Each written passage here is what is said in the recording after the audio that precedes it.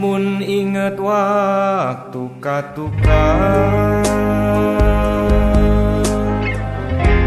salapan tahun nu liwat, waktu hirup jauh ti imah, anjeun jadi panyalindungan.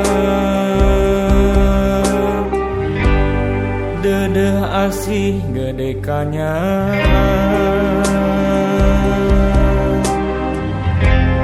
najan kuring lain pituih, anjeun bisa mereka tenangan,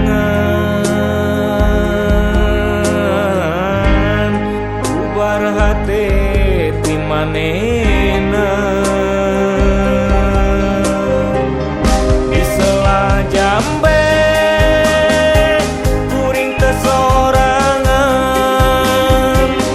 di sela jambe loba babaturan,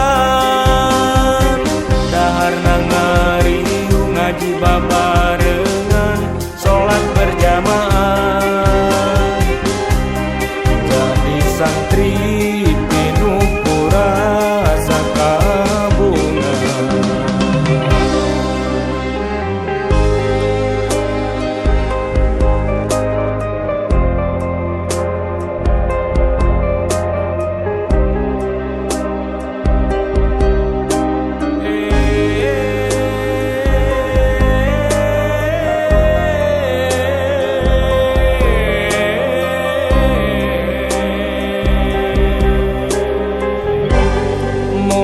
Bisa kahalangan